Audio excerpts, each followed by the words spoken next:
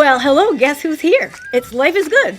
And I'm Heather McEwen, your ever loving hostess, and we have a treat or 10 for you today. He rocks in the treetop all the day long, hopping and a bopping and a singing his song. All the little birds on Jaybird Street love to hear the robin go tweet, tweet, tweet. Rockin' Robin, tweet, tweet, rockin' Robin, tweet, tweet.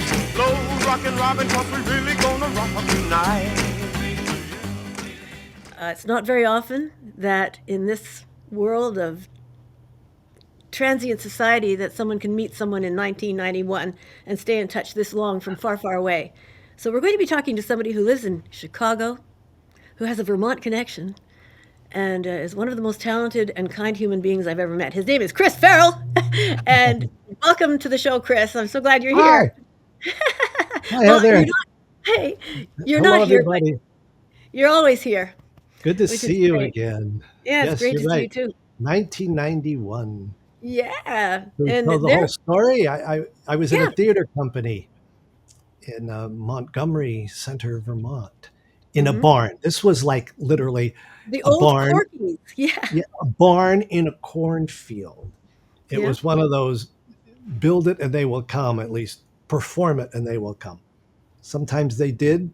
Yeah, once in a while they didn't, but and we were doing Bertolt Brecht, an original Oh, play, and a restoration comedy, The Beau Stratagem. This wasn't like it it wasn't was like we're very doing appreciated. Brigadoon and Gypsy to bring the people out. No, you made it sick. And Spoonamore wrote some stuff too. He wrote one on Dean Davis, a one-man show. Yeah, right. Yeah, that was the original play on Yeah, the and governor. Spoonamore on one-man show. That says it all. Yeah, yeah. Well, he became a big cybersecurity expert. That's him, right? I wouldn't know. We haven't kept up. Yeah, I mean, I saw it. It sounds like him. Looks like him. I haven't seen him since 1991. And I mean, how many names are there? Stephen The Stephen Spoonemore. Spoonamore. Right. Anyway, I'm really glad he did what he did. Covered Bridges Theater. Yes. It was a great troupe, and most of them lived with me, including Yeah. you.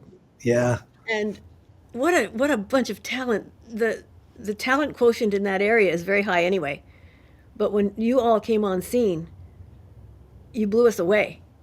I'm always in the audience, so speaking of talent, I'm a talented applause Yeah. person.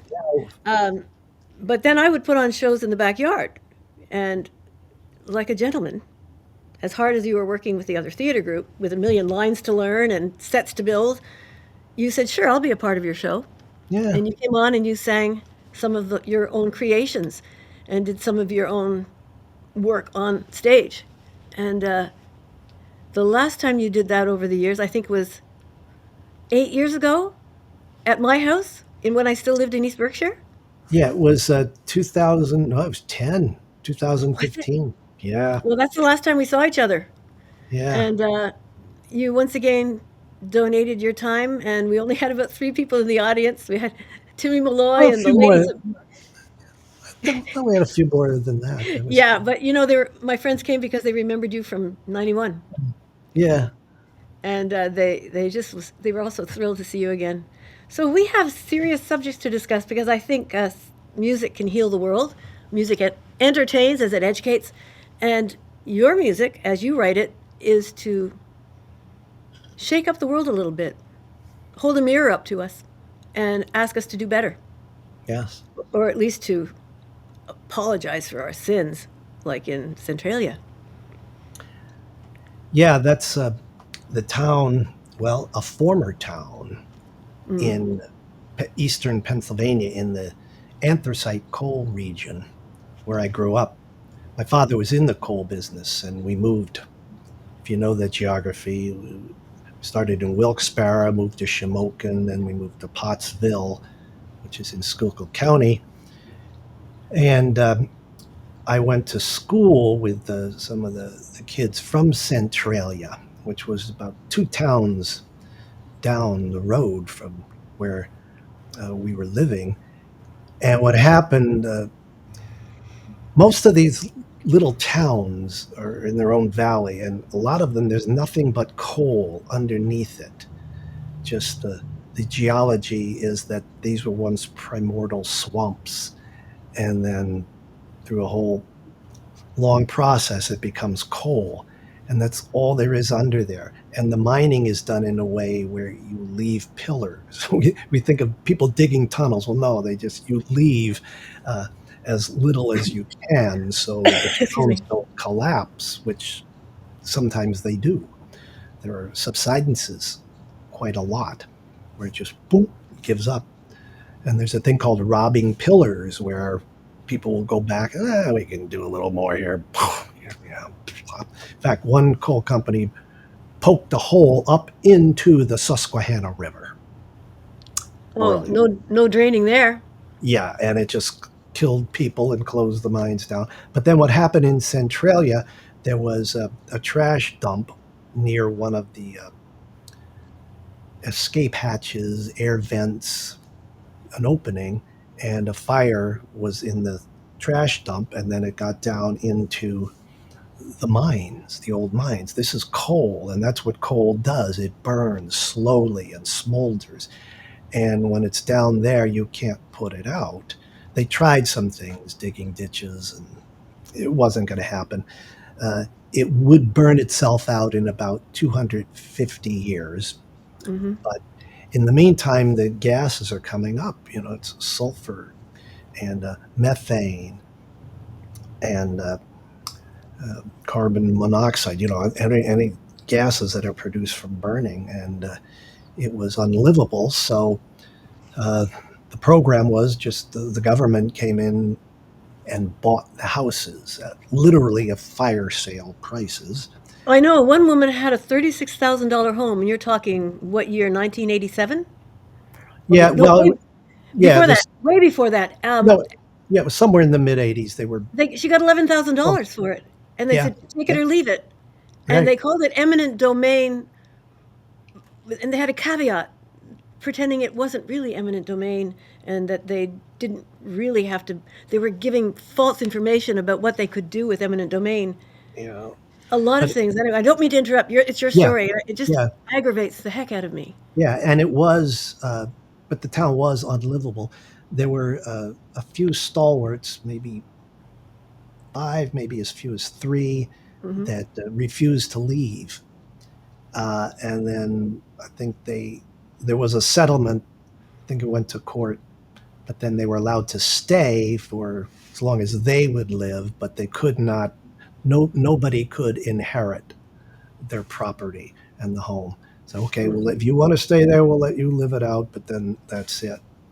So I was just there in September, and there's really not much left, and but people come to see that. They say it's one of the biggest tourist attractions in Pennsylvania, and people who litter do as they pass through as tourists. And some of the old stalwarts who still believe that Centralia is their hometown, though there's no town, come and Mhm. pick it up like Green Up Day, but they have a regular cleanup of garbage there to keep Centralia, such as it is. Well, actually, when I was there, there were some people out trimming the trees Yeah. on this old grid. You still see where the streets were, and the Hmm. grid is still there, and it's quite grown in where the houses were. But there was a crew of people trimming the trees to keep this grid open, and there was a unique thing called graffiti highway. This is Route 61, which connects most of these coal towns Hmm. out. It went through, I think, went through two of the three towns I lived in, and that's the connection. And there was one point where there's cracks and there's vents, the gas is coming up, and people went there and spray painted. It was about 3/4 of a mile long, and that was a big attraction. And they closed it that you can't drive there because you could Go subside, down. Yeah. right? But then what has just happened is that the coal company still owns that land. So even though that was a state highway, they own that highway. And I, they didn't want the tourists there anymore. I guess they felt they would be open for liability if a car did plunk down into the fire or just whatever. So they hauled tons and tons of dirt. There are just piles of dirt covering it up, but there's still a few little patches. In fact, that Yeah. video that you saw, Yeah. that was me sitting on what was left of Graffiti Highway, and you could see a little bit of the colored graffiti there.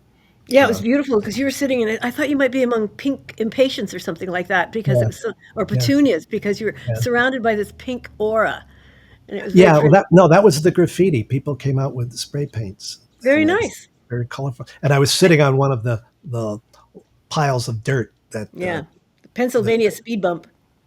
yeah, right.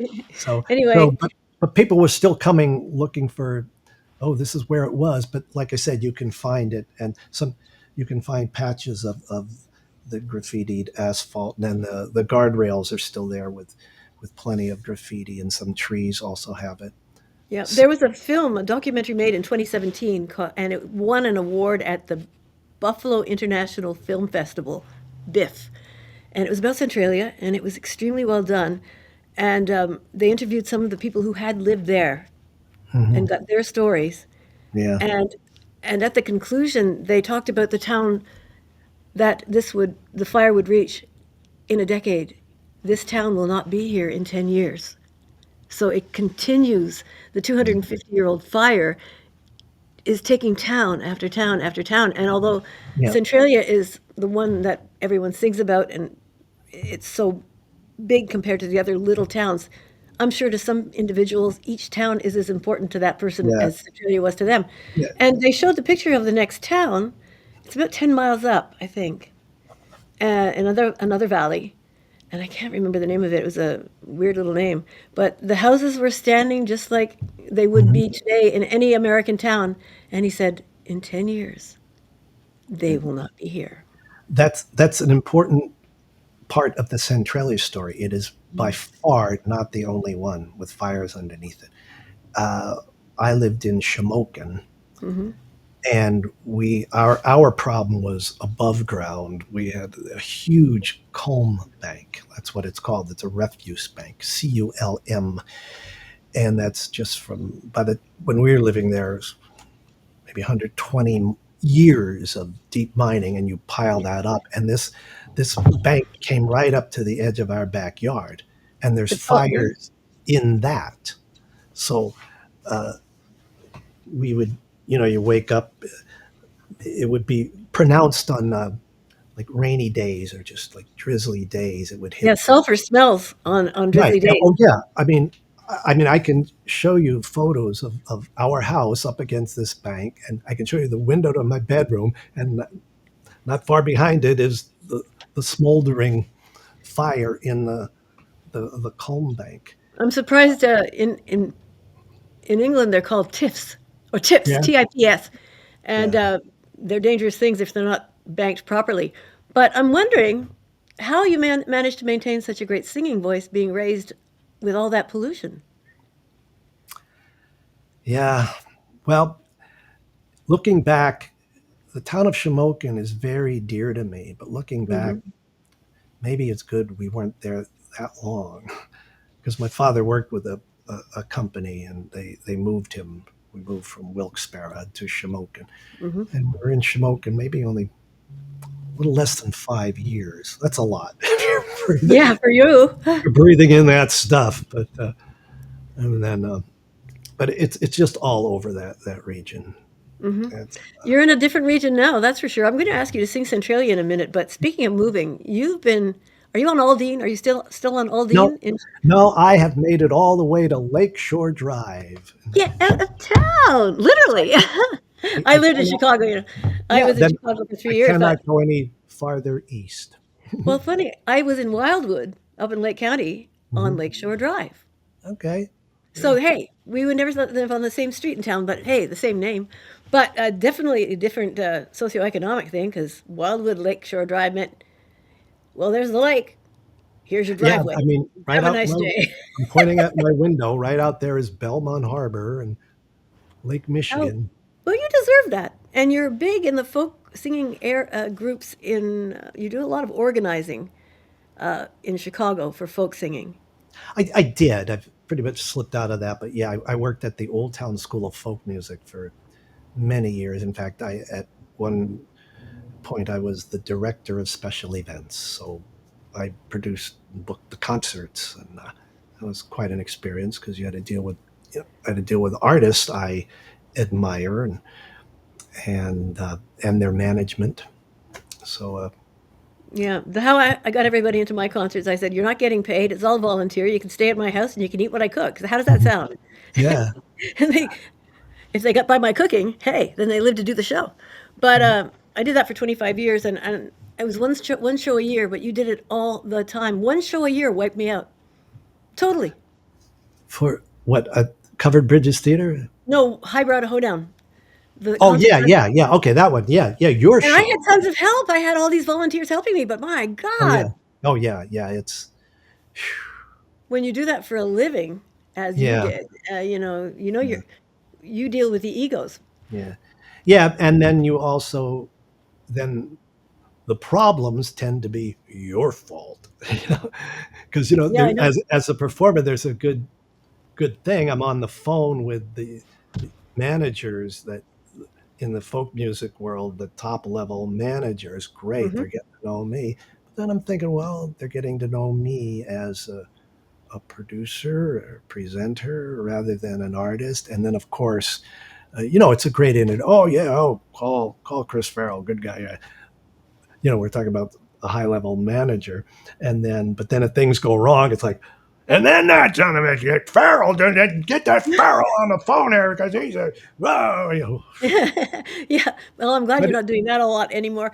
right, Like I said, you're going to be singing for us today, and as we've talked about Centralia, would you mind yeah, gifting us with that oh yeah, melody? let's do it. Everybody listening to this, folk singing is a gift to the world because it tells stories. It can change cultures. It can enrich. It definitely enriches every culture. But if you listen to the words of a well-written folk song, history. Welcome to Chris Farrell, Centralia.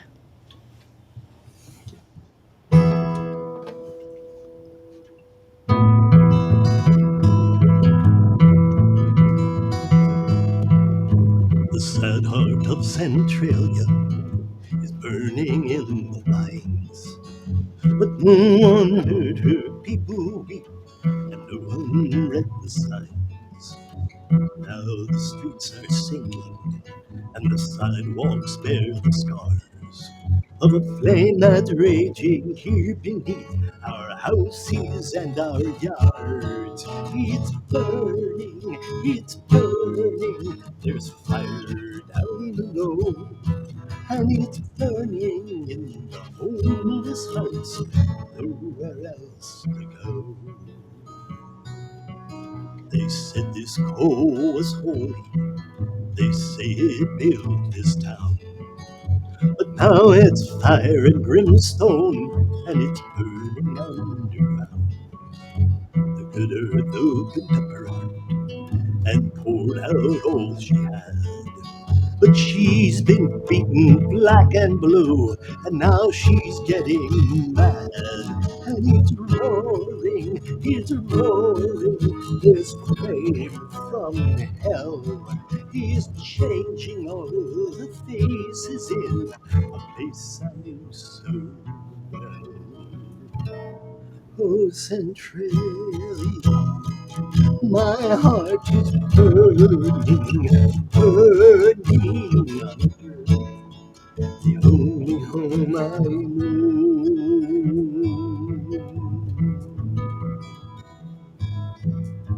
They talk about a value, they're lying through their teeth when they say the coal is worth more than the town it lies beneath.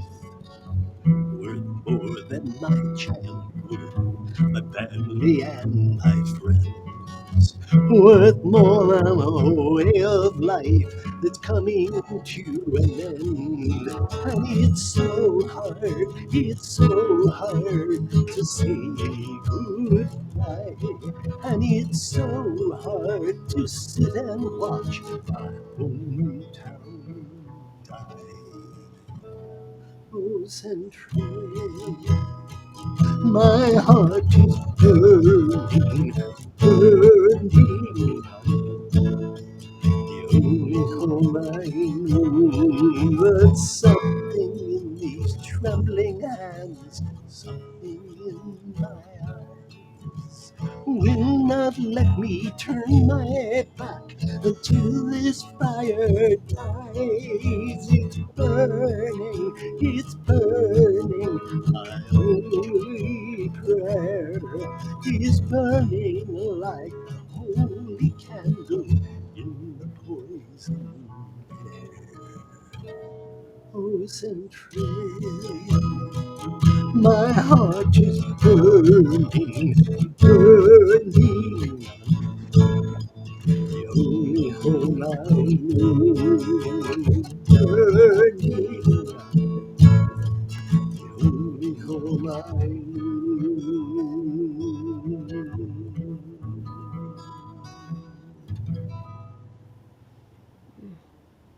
Well, it moves me just as much now as the first time I heard it, 91. Thank Because you. when you lose your hometown to fire, when you lose the next town, when you're shuffled Yeah, off to another city, how sad is that? yeah, Um, yeah. Because if that, I love oh, going back to my old neighborhoods and just walk around and mhm, revisit places because I lived in these towns at different ages yeah, of my life, and I realized that my friends from Centralia cannot do that. They nope, just they can't. can't. But speaking of your youth, well, we'll talk about how you were educated in that wicked Catholic Yeah. school another time. Mm. But at some point in the show, we'll get to that. Everybody, stay tuned to hear how Chris's opinion of the wonderful nuns who abused and used the poor lad and turned Hey, him into. before I forget, speaking of sins, I actually have committed a cardinal sin of broadcasting, which I got away with, but I did not turn my phone off. Ooh. Good. Well, thank you very much. A cardinal sin. That's not your first, Well, we were talking but about nuns, and that was you're a good guy. Um, everything about Another this. thing we're going to talk about today about the question of being one or the other, binary, Yeah, such a narrow view of humanity. And yeah, you've written songs about that too. yeah. It's my newest song. I just had this concept, sort of a. I came up with an answer. Well, just a phrase. Not that it something should be reduced to Orwellian duck speaking. We all understand that these days. Yeah, uh, but I just came up with a. Well, look, every coin has three sides. There's just this other side to a coin that you have to look at it a lot closer. But it's there, right? It's in your hand. It's in your pocket. A coin has three sides, right? Everybody goes heads or tails, right? Yeah, but there's another side there. It's just this ring, this ridge that goes around, but that's a side. So I think we definitely live like that. Oh, it's either this or that, one or the other, binary, one of two. And it also comes true when you're talking of a fundamentalist mentality, when everything's black or white with no gray area. You Yeah, can do it you can do it in a hard hard form like a coin, or you can do it in colorful form with black, white, and gray. And I'm very happy to be in the gray area in my way of thinking about life because that leaves a person open to hearing both sides and just yeah, figuring out from that to be a good idea. yeah. Oh, So and I mean, I've grown out of that. I mean, to be honest, I admit, in my youth, in my college days, in the '70s, we were quite binary. It was I know. the straights or the freaks. You had to be one or the other, and you didn't give the other a chance. Rather than, well, you know what? Maybe you have a point there. Your period. Oh Maybe no, what do you do? Sell out, sell out. No, you can't give. No, I mean that was I if you did. open your heart Yeah, heart and look Yeah. at the individual as a human being, I don't see how anybody who has ever met or dealt with or worked with in any capacity someone who doesn't identify as male or female, gay Yeah. or straight. Yeah. These are human beings who are absolutely just like you and me. Yeah. And and it doesn't limit itself, this binary scope doesn't limit itself to gender or sexuality. No, Like I it's said, anything. I was certainly guilty of it because We all were.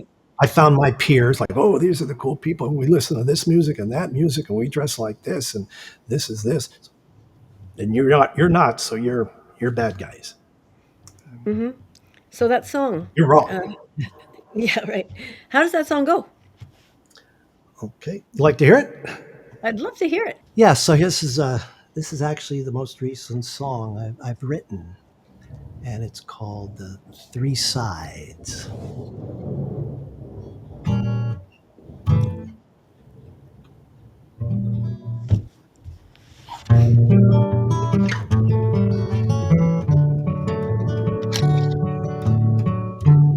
Heads I win, tails you lose.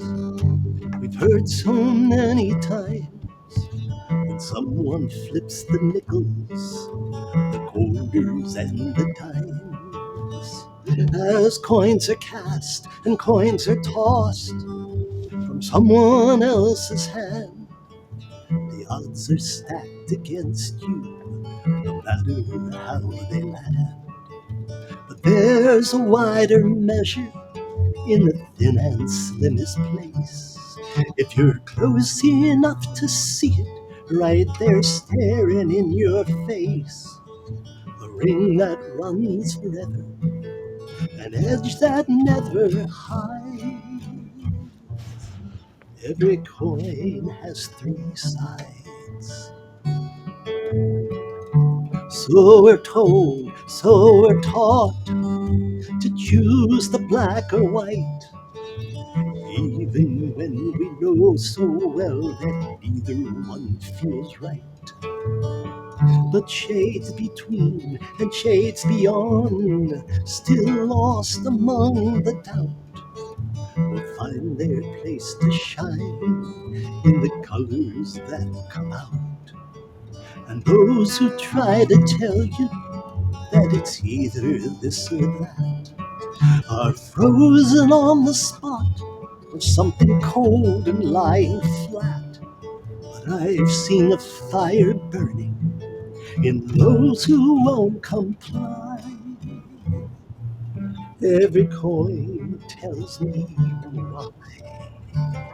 And who shall judge another? Who shall dare to call the shot?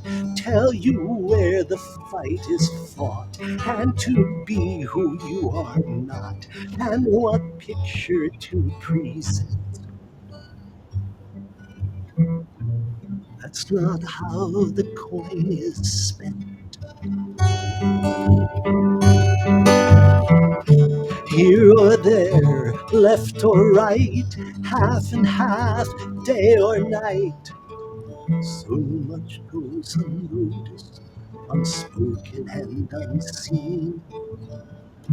A broken rule, an open book, a softer touch, a closer look.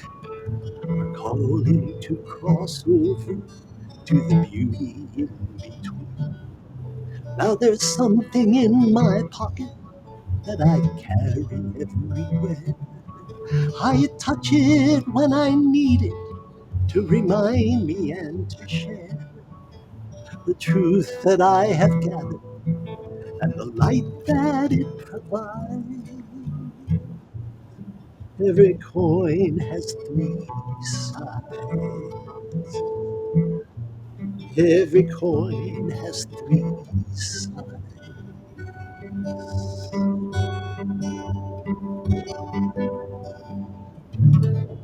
Oh, that was perfect. Oh, I love it. It said it all.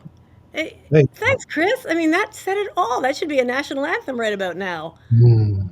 I mean, really. so many rights are being taken away from women, from Uh, every other person in the world, in this country right now, and people are forgetting. People are forgetting about the third side. People are yeah, forgetting about left and right. People are forgetting about each other. right. So, And and the and third, the this fourth, the fifth, the sixth side. I just, as a songwriter, I wanted to just keep it into this world of it's the image. The beautiful. coin has three sides, but there's many, many sides. In fact, I'll take that a step further. If you take a quarter or a dime, and then you have the third side, which is the rim, the Yeah. edge, but then there's the The sides on every individual yeah, drawing in the yeah, and then the indentations, all the ridges on yeah. edge, right? So how many sides? You can't even count the sides of a coin because they're not flat. Yeah, and then you have the Well, engraving. well, that's something everybody should think about. And like I always say, folk songs can change a culture, add to a culture, change the world. In the times of the '60s with Dylan and Baez and some of the others who sang those songs, and Woody Guthrie and all the Yeah, greats. And I steal this motto, and I told you last night in a text that what I'm saying now is, if not me, who? If not now, when? To speak up. And in Vermont, I think most of us speak up all the time. And in the even 10 years ago, we could speak up and everybody could listen to each other and sit back quietly and consider the other person's ideology and consider the other person's opinion without attacking. And that openness can disappear in any town or in any state. And yeah, it has in different parts of the country. Speaking out here, I think, is easier because it's easier in Vermont. yeah. But how are you doing in Chicago? How's that going? You wrote a song Very, about very, that too. yeah. Well, I mean, it's it's a there's a lot of progressive people here. Yeah. In fact, I have yet to see a red MAGA hat. I have never seen one in Chicago. People, I know there's that mentality in the supporters, but But they don't feel virulent. yeah, and they're not expressing themselves that way. Yeah, I mean Chicago's quite mixed, and Oh, I it's know. and you have the very lot of conservative people, people that are resistant to change. There's a lot of that. The whole idea of the ICE agents coming here did not go over very well, obviously. What And did your but governor have to say? What did your governor have to say about that? well, he didn't want to hear about it. Well, no, he was listening to it, but no, I forget his quote, but he just said, "No, this is Yeah, you and do he not has have been authority to do this." But one thing I did see, what? which I don't think it's any secret, what was going on, and of course, the pitch was. Uh, we're sending these people in to clean up the crime. Well, they were not going to the high crime neighborhoods. In fact, No, a lot of this was not even in the city of Chicago, which was being called a war zone. They were not going there. Believe me, there are war zone neighborhoods in Chicago. yeah, These these agents were not going there. They were going to affluent suburbs that could afford landscapers and gardeners and because domestic help. guess who gets those jobs? They were just playing this this race card. I know This they were handpicking and right, choosing, and there was absolutely nothing fair about it. But that's happening all over the country. right. But in Chicago, I think the best part of the Chicago Marathon, you've done that, eh? Yeah, yeah, Yeah, how many times have you done the Chicago Marathon? Because you go through the little parts of town. It was my first yeah, marathon a million years yeah. ago, and you smell different cooking Oh as you yeah. go. Oh, and the I'm going, and the oh, neigh- I stop at and mile 6 and have this. the neighborhoods come out. They're real proud of it. Like you're Yeah, going and to Tilson, which is largely Mexican. And boy, they're just you're not going to stop and eat food, but they're the other people came to watch it, and then Ravinia. Chinatown, they had Oh, the yeah. paper dragons and you name it. And in the actually, I live not far away from what's called the Boys Town neighborhood. What's their Yep. the the LGBT community, and which they're trying to get rid of that name, boys. Why? That boys' Well, town is because historic. it's not only boys, right? That's what they Oh, wanted. oh, they want to maintain the atmosphere, but they want to take Yeah. away like But anyway, when the race comes through, you got the young men decked out in cheerleader outfits, and the pub. They're really and, putting and in the drag shows. They really and put up speedos, I might add. lots of that. Yeah, Lots yeah, of speedos. I grew up in Quebec, and I grew up at a swimming pool. So I yeah, mean, we all wore speedos, and I still wear speedos. But when the guys wore it, it was just very natural. yeah. And apparently, that's quite the thing in the States. When somebody wears a speedo, it's well, that's surprising. Oh If you're yeah, lucky, it's surprising. yeah. But yeah, I love Chicago for that. And I was living there in the time of Jane Byrne. Oh yeah, yeah. That's how long ago. And my children were born in Lake Forest. You So told me that. That's right. Yeah, yeah, yeah. and Because we didn't so connect in '91, but yeah, oh, that was the days of the Blues Brothers. Just right. there's I still interesting. watch that movie once a year, Yeah. at Well, least. obviously, I'm also an actor, and there was an interesting thing. The first Mayor Daley did not like the film industry for perpetuating the Al Capone, the Mm. gangster. But, well, he may have had a point, right? And he made it real difficult for the film industry. You tax this, tax that, just whatever. Things have to be permits. So then, by the time Jane Byrne got in, then we just had a few mayors. I think we had Michael Bilandic and Eugene Sawyer, but then probably Sawyer, then Bilandic. But then when Jane Byrne got in, Yeah. she made it known. Uh, okay, you can come here, you can do whatever you want. And word got to Hollywood. I mean, they drove cars through the Daily Center downtown. The huge plate windows. They shut down Lakeshore Drive. I mean, watch the movie. So word got back to Hollywood, like, go to Chicago. She'll let you do anything. Yeah. That was one good thing about her, I will say. Oh, she was But very big on circuses. As bread and circus, she was real big on the circus. In fact, she started Chicago Fest, which was and Ravinia, right? no, that's No? it's a town itself. Okay. No, That's Chicago Fest that went on for many years out at yeah. Navy Pier, where you'd have main stage. Here, you'd have the local folk singers like me, Mhm. and on up to Frank Sinatra. You mean Frank Sinatra up to Chris Farrell.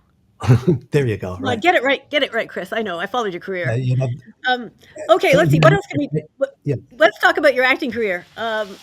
I haven't seen you in a show since you were living at my Ah, house. And I missed that because you were really great. oh, thank you. You had the physical comedy. Well, number one, you're a triathlete. Are you still training really hard?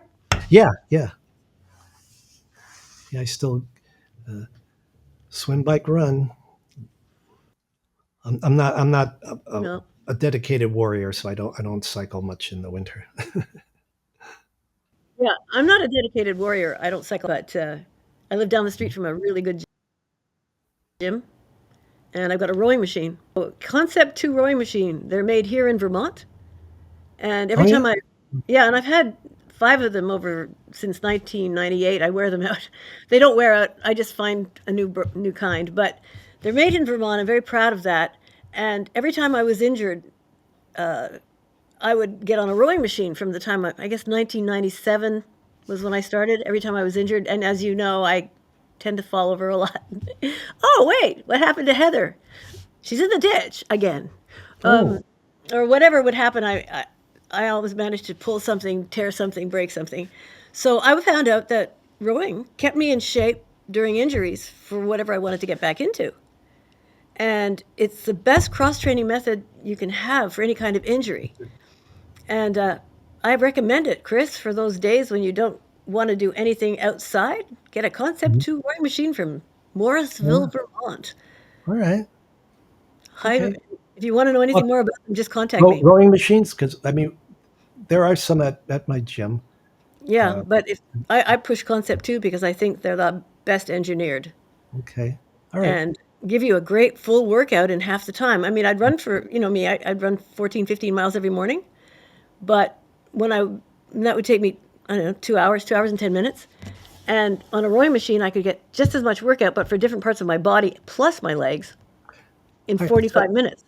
is this the same type of machine, say someone who's a crew athlete Yeah, would work out? Okay, yeah, because I have some rowers in my family. My one of my cousins was a 4-year scholarship rower at Notre Dame, so she fabulous. went to the top. And then another cousin was doing that at high school. I have a cousin in Pennsylvania doing it. In fact, I brokered a deal to get the rowing machine from. These are two different sides of my family, and the one on my father's side had she was the Notre Dame athlete. She had the rowing machine. She wasn't using it anymore, and now the young woman on my mother's side was well in high school, so she was doing it. So I said, "Well, I think I can get Kate's not using it anymore. I think we can get it on." So I brokered this deal, and it's everybody was happy. So we passed it through me down the So, family. so So you've yeah, had I'm your. familiar with that. If you come and see me in Vermont next time you're touring or anything like that, you come and stay at Yeah, my place. See yeah. Holly and David. They say hello. My children say Oh, hello to you. cool.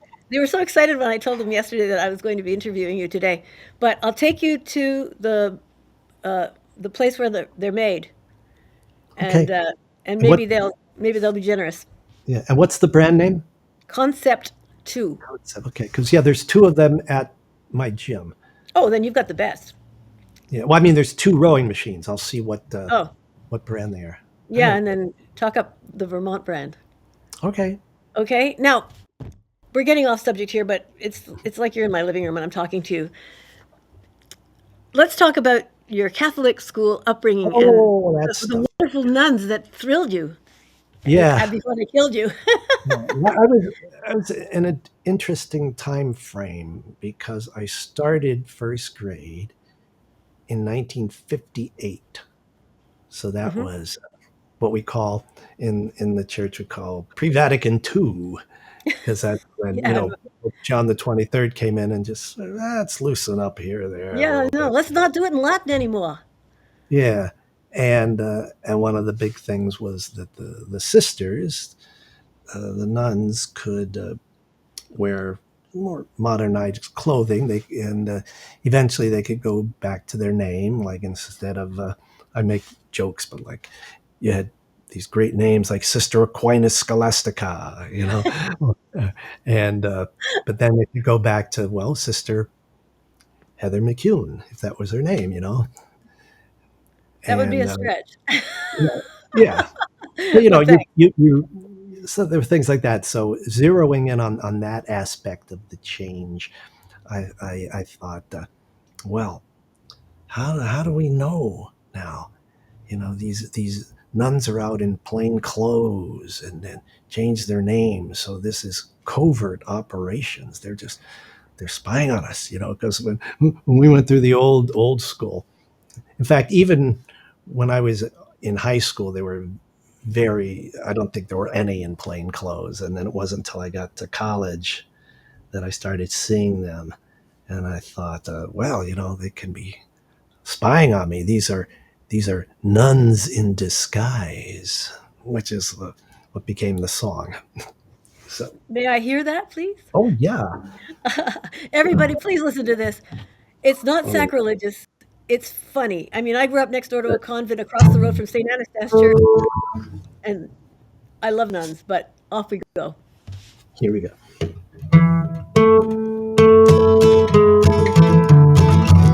I went to parochial school as a kid. The holy nuns watched everything that we did.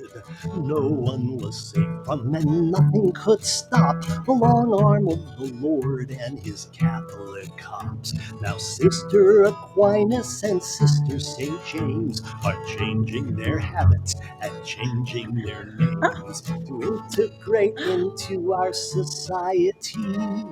But I think they're just out there spying on me. Now back when they all wore a rosary and cross, they sat right up front and you knew who was boss. Now they're shedding the feathers of penguins and crows. They're out on the street and they're wearing plain plain clothes. So you better be careful and don't swear or cuss in front of old ladies you think you can trust. Take my advice, here's a word to the wise. They're not old ladies, they're nuns in disguise. Oh, nuns in disguise, nuns in disguise, out in the world and watching you guys, sneaking and peeking like God's holy spies, eternally followed by nuns in disguise. So I went to college and thought I was free.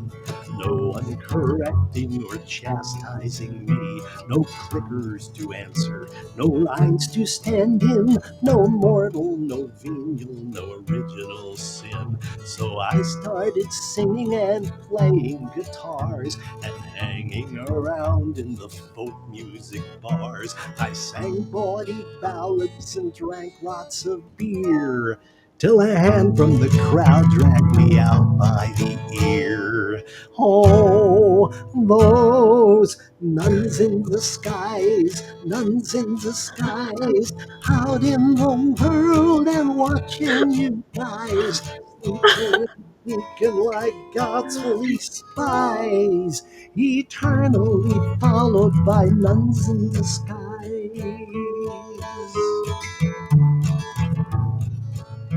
It's not like I'm into some weird evil cults, but some of life's pleasures are just for adults. I ramble, I gamble, I swagger, I swing, and I stayed out all night with some foxy young thing.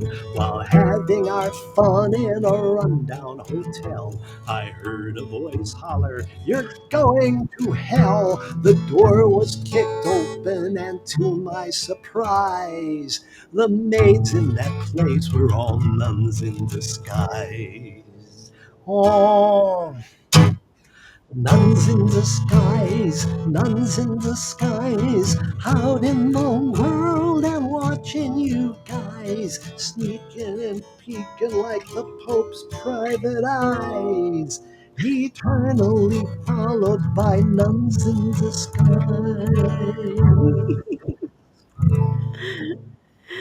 Yeah, you're going to hell, Chris. I hate to tell you. Oh, That's great. I tell you, I laugh at that now like I laughed at it way back when. thank you. And if you can write songs about your history, what a great thing. Um, I've Oh, been doing a let heck of me a lot of know. poetry lately, but nothing that can be put to music, I'm sure. But I think poetry, singing, it's a great outlet for an individual, whether or not they're published or Oh sung. yeah, oh yeah. It's And expression. do you write a lot of stuff that you don't sing, that you just write as poetry? No, no, but I have no easy answer. Nope, but I have been writing scripts, screenplays. Oh, what's Yeah, up with that? I haven't seen any. yeah. No, they're. I mean, I'm. It's a long, slow process, but I've been, pitching them to people, not blindly, but people that I know that are also What in are they this. Or about? well, one is about. I'd call it a crime drama with a lot of humor, uh, based on an incident in one of my hometowns that really shook the whole place up. Um, and the other is about a true thing. Turns out in the Chicago folk scene, um, we were hanging out with someone who turned out to be a notorious mob hitman, and he was just so outrageous that this guy, is so over the top because he was so antithetical to folk music and the conduct of the folk singers. He was just way over the top, and he loved the music. And there was all this whispering about, hey, Was it he's was he a one hit wonder? a hitman. He Yeah, was. one hit wonder. Oh yeah, Multiple hit no, wonder. yeah, oh yeah, yeah. And we were pretty stunned to find out because there was Was he a arrested? yeah, yeah, it's Oh, a long story. No, he was very well known in that circle, and some very well known hits. And we were hanging out with him. So I just wrote this story. A lot of it was true, but I just focused on that. What here's Okay. this guy. Well, here's the title of it. That I think it would tell you a lot. It's called the "Kumbaya, Miami Sam, Kumbaya." Oh, yes, right. Yeah, well, Do Kumbaya, that's something we sang as brownies and Girl Guides, and no doubt you were an Eagle Scout, right? Yeah, yeah, yeah. No, I remember. "Kumbaya" is a beautiful song. I mean, Yeah, and if I hadn't been a brownie or a Girl Guide, I would have just listened to it. But we had to sing it every week, and it became the most relaxing thing I ever heard. it We'd is. sing It it, is. and then they'd play taps. Yeah, I mean, it Chris, what else can we talk about before we close the show? Because it's just so wonderful to see you and hear you and well, introduce you to my audience. uh, we can talk about speaking up. We can talk about Yeah, talking. I do have a song like we started off saying yeah, we need to communicate. People need to speak up. So I have a song called uh, "So Dies the Silence." take it away. All right. Let's all speak up, sing up, or paint, or write editorials, or walk in the streets and tell people, and don't be afraid to speak. If not now, when? Yeah. Let me get If not this. you, who? Thanks, Chris. Yeah.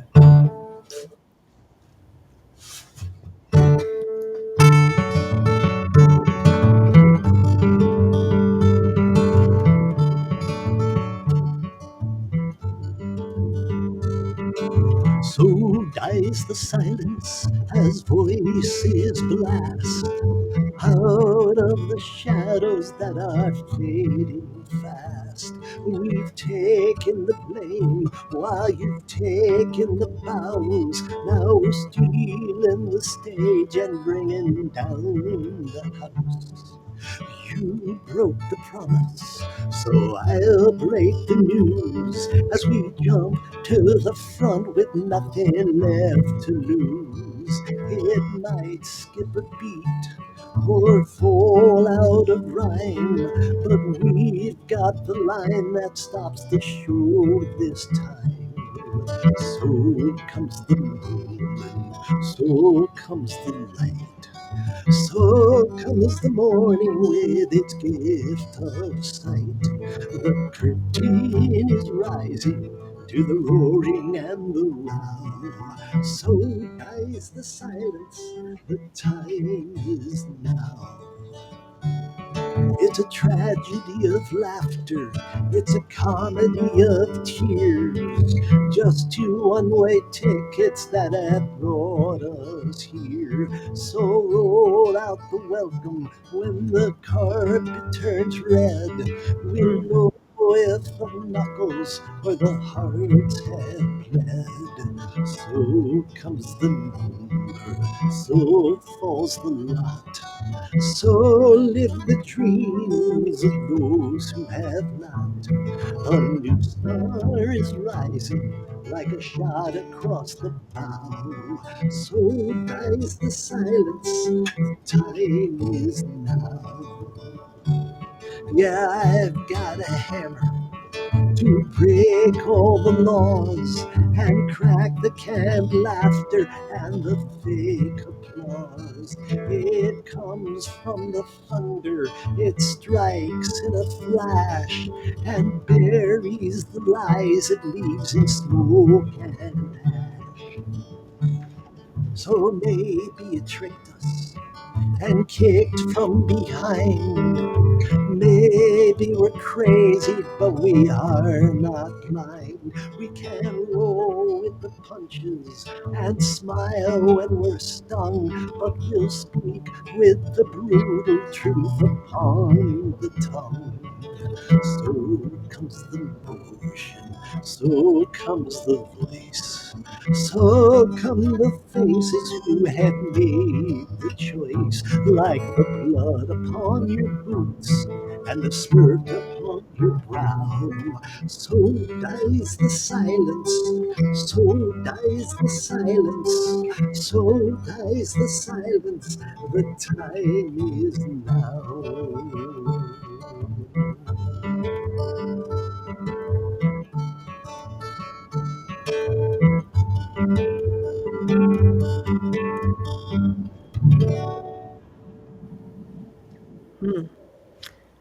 So dies the silence. The time is now, and ever shall be.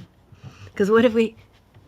What else do we have but now? And That's if it. we want if we want a future, we blinking well better stand up. A friend of mine texted me today and said, "Heather, have you heard? And are you going to give up your Canadian citizenship?" I wrote back, "Why? Why would I?" And she said, "It's been suggested by he whose name shall not be spoken on my show that um, if you don't, if you are an American citizen but you are naturalized and kept your other citizenship, for instance, Canadian, you're going to be told drop the Canadian or get out." And she says, "I don't know whether that'll pass, but Yeah. let's hope it doesn't." And I just, I'm overwhelmed by the quickness of a snake strike every day Yeah. about what we're faced with every day. One more loss of one more right, one more lie, one more scandal, one more threat, one more complete bizarre thing that some people swallow, and they don't realize as they swallow that they're losing their country. And like I said at the beginning, Chris, folk singing can save the world, and that song will help. Thank you. Thank you. Oh, thanks. This was a treat. No, thank you for appreciating these songs, this type of song. Uh, Hmm. I was getting concerned that I was hearing a lot less of this type of song from my community and a lot of my peers and the newer artists that are entering into this peer group. Well, they can't give up, and if they follow in your footsteps, they'll be encouraged to continue on your path. And ladies and gentlemen who watch Life is Good, please get to know folk singers. Encourage anyone in your family, encourage anyone in your town who writes poetry, who sings, to think about the things that Chris Farrell and Matthew Black do for the country with music. I think music is the salvation because it's what people can listen to and fall in love with because of the melody, because of the tune, as long as the words resonate. So, Chris, thanks so much for Thank you. It was great. everything. Great to get Love you together dearly. again. Holly and David send their love, and Hi, Holly. Hi, David. and we'll see you soon. And Okay, thank you, great. Chris. Yeah, Thank you, anytime. everybody. Yeah, thank you. Thank you, everybody, for watching Life is Good and enjoying Chris Farrell. If I could ask you to do one thing, I'd say cut me out of the show and listen to Chris's music again and again and again until you can memorize it and carry it out into the streets Yeah, because yeah. that's where we're going to win. And my Thanks, Chris, thanks to Kelby and to Doug too. Thank you very and much. Tom too. So and Todd, but they're all here, Todd. and they're all musical Yes, Todd. drummer drummers over there, guitarists over there. Kelby sings rock and roll, and you name it, and I watch. So all my love, Chris, and all my love You to too. everybody watching Life is Yeah, Good. thank you. Okay, See you bye. soon. Bye. And we'll see you all again on Life is Good. Robin, 'cause we're really gonna rock 'em tonight.